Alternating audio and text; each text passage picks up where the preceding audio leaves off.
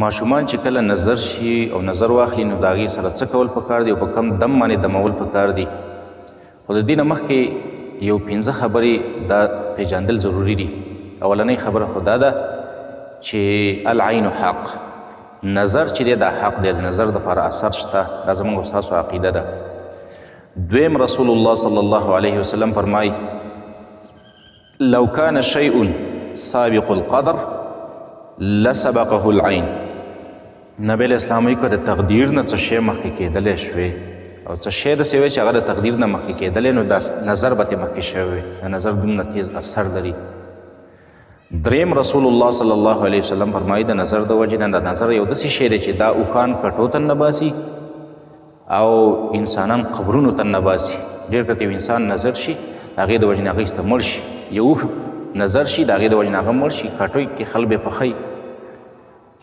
یو روایت کې راځي د نبی علیه صلات وسلام په زمانه کې یو سړی و سهل ابن حنیف په نوم باندې. نو هغه ډېر ښکلی سړی و، ښکلی باډي و، ښکلی بدن و. نو هغه غسل کول. نو بل یو نظرباز سړی دی عامر ابن ربیعه په نوم باندې، هغه د ده په دې خوا باندې ورتېر شو، نو د ده په دې بدن باندې نظر ولګېد. نو عامر ابن ربیعه وویل اوف دومره ښکلی بدن دی، دومره ښکلی سړی دی. ایسته په هغه ځای کې سهل ابن حنیف چې دی د راولوېده او بېهوشه شو. نبی علیه صلات وسلام خبر شو، نبی علیه السلام ډېر زیات غوسه شو او نبی علیه السلام وفرمایل علی ما یقتل احدکم اخاه، په څه باندې تاسو کې یو کس رالیږي خپل ورور وژني؟ ولې وژني؟ په نظر باندې یو بل ولي او وژني یو بل، ولې وژني؟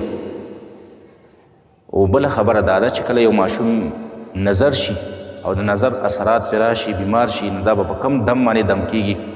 نو د دې لپاره یو بهترین دم په حدیث کې راغلی دی او دا هغه دم دی چې په دې دم باندې به ابراهیم علیه السلام خپل بچي اسحاق علیه السلام او یعقوب علیه السلام دمول. دارنګې دا دم چې دی جبریل علیه السلام رسول الله صلی الله علیه وسلم نه راوړی دی. د نبی علیه السلام یو ځل دوه نوسي حسن او حسین رضی الله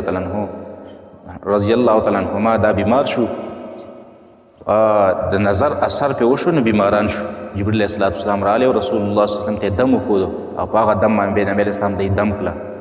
هغه دم دا دی چې اعیذکما بکلمات الله التامه من کل شیطان وحامه او من کل عین لامه. دا دم پې نبی علیه السلام وارتاو نو فقاما یلعباني، هغې دواړه ایسته پاڅېده او لوبې شروع کړې. دومره جل اثر یې پې وکړو. دارنګې د هر فرض مانځه نه وروستو دا دوه صورتونه اخرني د قرآن قل اعوذ برب الفلق قل اعوذ برب الناس دا ویل. عقبه ابن عامر رضی الله عنه یو صحابي دی، هغه فرمایي امرني رسول الله صلی الله علیه وسلم ان اقرأ معوذتين دبر كل صلاتين. هغه وایي ما ته نبی اسلام د دې حکم کړی دی چې زه د آخرني دوه صورتونه د هر فرض مانځه نه وروسته وایم.